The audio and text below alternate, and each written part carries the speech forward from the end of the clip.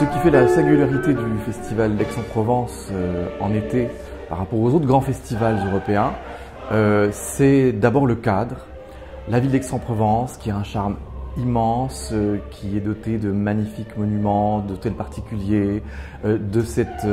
incroyable cour de l'ancien archevêché, du palais de l'archevêché, où ont lieu depuis 1948 des spectacles d'opéra. Par ailleurs, nous avons aussi un théâtre beaucoup plus moderne, le Grand Théâtre de Provence, et puis un petit théâtre charmant, le Théâtre du Jeu de Paume. L'édition 2019 du Festival d'Aix-en-Provence, elle est assez particulière parce que c'est la première édition d'un nouveau directeur, Pierre Audy, qui succède à Bernard Faucroul et qui arrive au Festival d'Aix après 30 glorieuses années où il a dirigé l'Opéra d'Amsterdam. Et je dirais que c'est la programmation lyrique de l'été 2019, elle est à la fois neuve, elle marque un nouveau chapitre de l'histoire longue du festival, mais en même temps elle se situe dans la continuité de ce qui a été fait jusqu'ici. Pourquoi? D'abord parce qu'on va retrouver au fond des invariants, par exemple la présence de Mozart qui était là dès 1948 et qui a toujours été au rendez-vous chaque été au Festival d'Aix-en-Provence. Alors, chose étonnante, l'œuvre de Mozart que nous allons présenter dans le cadre du Festival d'art lyrique d'Aix-en-Provence en 2019 va être aussi portée sur la scène du Théâtre de l'Archevêché pour la première fois dans l'histoire du festival, ce qui est un peu étonnant, parce qu'en plus il s'agit d'une œuvre très populaire, mais ça n'est pas un opéra, c'est le Requiem, le fameux Requiem que Mozart a composé en partie, enfin il n'a pas pu l'achever parce qu'il est mort avant d'avoir pu achever cette œuvre qui était une œuvre de commande. Et bien ce Requiem qui est donné dans toutes les salles de concert et les églises du monde, cette année il va devenir un objet scénique, un grand poème scénique signé par cet immense metteur en scène italien, Romeo Castellucci, qui est justement, j'ai l'habitude de dire, un poète de plateau, qui va inventer vraiment, je crois, un spectacle très fort, très émotionnel, dans lequel on va entendre tout le Requiem de Mozart tel qu'il a été complété ensuite par ses élèves, et avec en complément d'autres œuvres de Mozart beaucoup moins connues, mais toutes à caractère sacré, et qui viendront mettre en perspective, provoquer des échos à ce Requiem, et une musique qui sera d'autant mieux défendue qu'elle sera dirigée par le jeune chef français spécialiste de ce répertoire, Raphaël Pichon, à la tête de son ensemble Pygmalion. Ce qui rend ce projet du Requiem particulièrement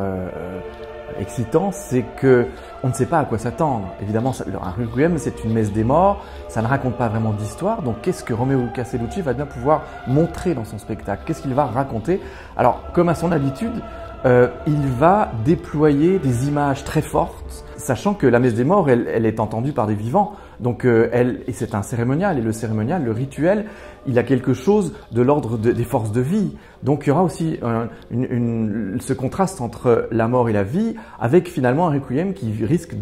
d'apparaître presque comme une célébration de la vie, paradoxalement. En tout cas, c'est l'intention de Romeo Castellucci qui fait appel à tous les choristes de l'ensemble Pygmalion, à 4 solistes, à des figurants et à des danseurs. Donc l'élément chorégraphique sera très important dans ce spectacle. Tous les ouvrages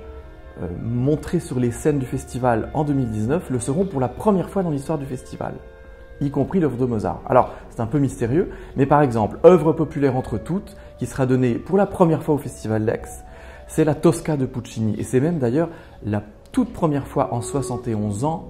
d'histoire que le Festival d'Aix-en-Provence programme une œuvre de Puccini, qui est un compositeur extrêmement populaire. La Tosca, effectivement, c'est une œuvre très accessible, très populaire, avec des airs connus, une musique accessible, un scénario qui est presque un scénario de film, une œuvre, une œuvre coup de poing qui dure 2 heures, dans laquelle il se passe plein de choses, des rebondissements incroyables, on est pris, et c'est le grand cinéaste français Christophe Honoré qui mettra en scène cet ouvrage, avec à ses côtés le chef d'orchestre Daniele Ruscioni à la tête de l'orchestre de l'Opéra de Lyon. Et on a des chanteurs assez importants, je crois, notamment Joseph Calleja, un des grands ténors d'aujourd'hui, dans le rôle de Cavaradossi, le peintre dans Tosca. Par ailleurs, un des invariants à Aix-en-Provence, ça a toujours été la présence d'œuvres à la fois très populaires, connues, et puis d'œuvres beaucoup moins connues, notamment, depuis pas mal d'années, les classiques du XXe siècle, à savoir Grandeur et décadence de l'asile de Mahagoni, une œuvre de la fin des années 20, signée par Kurt Weill, fameux auteur de l'opéra de Katsu, sur un livret de Bertolt Brecht, qui était déjà l'auteur du texte de l'opéra de Katsu et qui a eu cette collaboration très fructueuse avec Weill dans l'entre-deux-guerres. Et Mahagoni aujourd'hui c'est véritablement un classique, même si c'était une œuvre assez sulfureuse à l'époque, puisque c'est la parabole, c'est une fable qui raconte la fondation d'une ville et sa croissance, et puis finalement son déclin. Hein. C'est-à-dire que le titre vous dévoile déjà, vous spoil l'histoire en elle-même. Pour Brecht et Weill, c'était l'occasion à travers cette fable, de dénoncer les dérives du capitalisme. Pour mettre en scène ce chef-d'œuvre, puisqu'on peut bien parler de chef-d'œuvre, on a affaire à un des grands hommes de théâtre d'aujourd'hui, c'est Ivo van Hove, qui va collaborer avec le grand chef d'orchestre Esa-Pekka Salonen à la tête de son orchestre Philharmonia Orchestra, un grand orchestre londonien. Et on peut s'attendre de la part d'Ivo van Hove à, là encore, une proposition visuellement très forte qui utilise la vidéo en direct et des incrustations en direct. Jacob Lenz, c'est un autre classique du XXe siècle, mais d'un XXe siècle beaucoup plus récent que Mahagoni, puisque c'est une œuvre qui a été créée en 1979. Donc c'est un classique de la musique contemporaine, mais alors les gens ont parfois peur quand on parle de musique contemporaine. Et là, en l'occurrence, il s'agit d'une musique assez sombre et âpre, mais très expressive et très émouvante, puisque à travers son âpreté, elle tente de traduire un déséquilibre psychique, à savoir la folie du poète Jacob Lenz, qui est un poète allemand qui a existé, qui a écrit des pièces de théâtre très marquantes à son époque, à savoir la fin du XVIIIe siècle. Et ce Jacob Lenz, effectivement, il est mort relativement jeune, après avoir traversé des années très troublées, des années de schizophrénie. Et quelques décennies plus tard, c'est un autre dramaturge, c'est-à-dire écrivain de théâtre extrêmement moderne pour son temps, Georg Büchner, qui s'est intéressé à Jacob Lenz et qui a écrit une nouvelle. Cet opéra de chambre de Wolfgang Grimm, un des grands compositeurs encore vivants, eh bien, reprend le sujet de cette nouvelle de Büchner et nous montre ce poète aux franges de la folie. C'est un opéra de chambre très concentré, 1h15, un petit orchestre, très peu de personnages, mais une musique là encore très basée sur les émotions, sur un rapport, je dirais, épidermique à l'auditeur,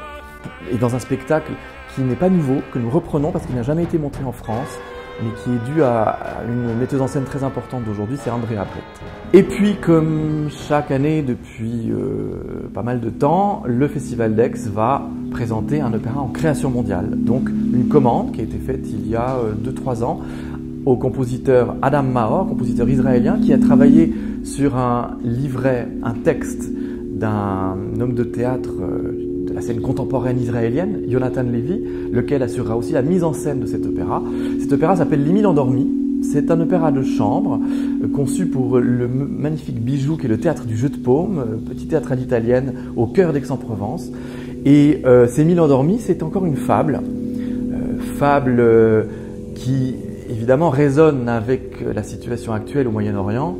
dans le pays de ces artistes, Israël et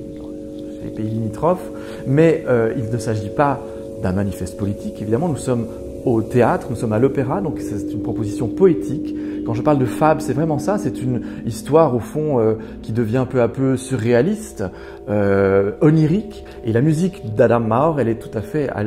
au diapason de cette histoire qui est presque une forme de science-fiction. Mais l'opéra est fait de grandes passions, d'événements parfois terribles, mais ça fait partie du genre, c'est ce que les spectateurs aiment, parce que ils vivent des émotions fortes, ils s'identifient à des personnages pris dans des situations impossibles. C'est le principe déjà du théâtre, du cinéma, mais à l'opéra, on est d'abord face à un spectacle en direct, et puis il y a la musique, il y a le chant qui décuple les émotions, qui décuple l'expressivité. Donc il est vrai qu'à l'opéra, souvent, les sujets sont sombres, parfois même désespérés, et pourtant là derrière, il y a des vraies forces de vie. La Tosca, certes, c'est une histoire qui se finit très mal, les 3 personnages principaux finissent par mourir, mais ils sont passés par plein d'émotions différentes, le spectateur aussi, et le spectateur est presque ragaillardi par tout ça. Donc il s'agit toujours de se reconnecter avec les émotions que chacun d'entre nous peut connaître. Donc au contraire, dans les spectacles, dans les salles de spectacle, même quand on assiste à une messe des morts qui est devenue un objet théâtral, eh bien on se souvient qu'on est vivant, on est bien vivant, qu'on fait partie d'une communauté de vivants, puisqu'on n'est pas tout seul, on est dans une forme de communion avec d'autres spectateurs, et que voilà, l'œuvre d'art, je crois qu'elle nous rappelle toujours à notre condition humaine de personnes vivantes et dynamiques.